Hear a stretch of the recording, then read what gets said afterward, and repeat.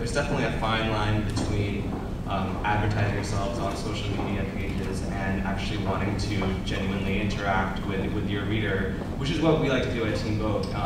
You know, from a marketing perspective, you know, specifically on Facebook, all it takes is that 13th post of the day for a fan of your brand to, you know, hide you from your feed, and then you've lost them forever. So, you know, we try to walk the fine line of, you know, not being too obnoxious, but obviously we're a business and we want, you know, we want traffic as well. But we also do want to genuinely get your feedback and know who you guys like and what you're wearing and what trends you follow and stuff like that.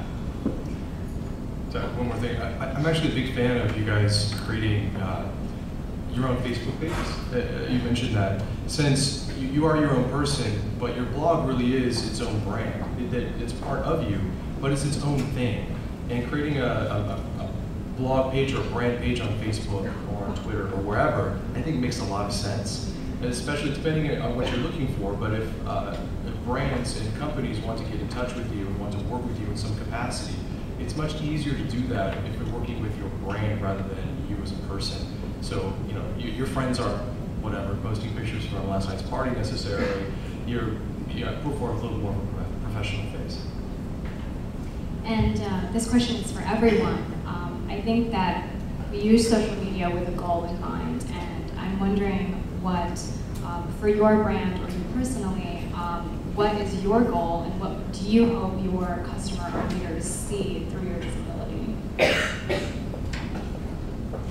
So for Kmart, our primary goal and objective, really, as I said earlier, is to have quality, not necessarily quantity. I think I would much rather have 10 loyal, passionate Facebook fans that are, you know, posting and tweeting and retweeting, that are in love with the brand and our product, versus a million. So I think for us it's quality, not quantity. And then really leveraging social media to get input and, you know, co-create the future of the brand with the social media and blogging community. That's really what we're looking for.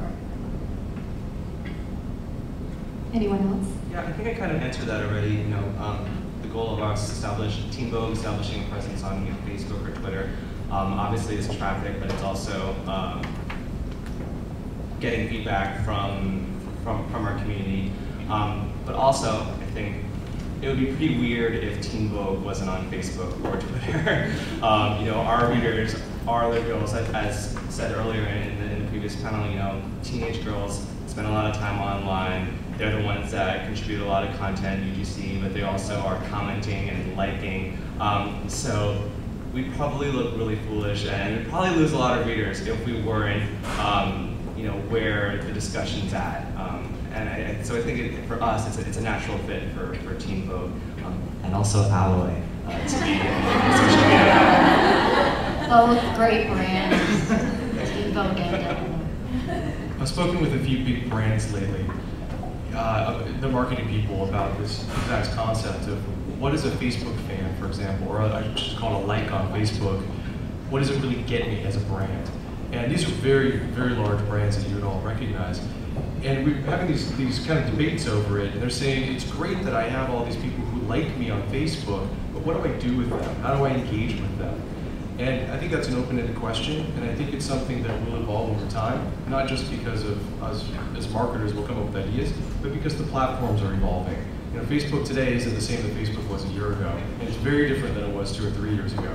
So I think a year from now, a lot of those things will become obvious, but building a community and allowing people, there's something very psychological about the fact of I like you, and it's implicit, right?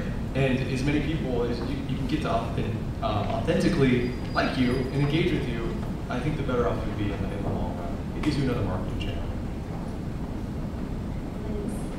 Well, for me personally, when I started the blog, I had no concept of what online visibility would mean to me. It really was just a hobby, and I was in school, I needed something to do, and this just seemed right. What it got me is beyond my wildest dreams. I never anticipated to be here. My blog and being visible and successful with my blog landed me highly coveted internships in the Bay Area. I was a styling assistant and marketing intern for Nasty Gal. I got an internship with Chictopia, which has now turned into a full-time job. I am walking in a Boy Meets World fashion show on Tuesday. I have gotten to model, and that was a great way to make some extra money when I didn't have a job, which I didn't for a very long time. Thank you, Chictopia.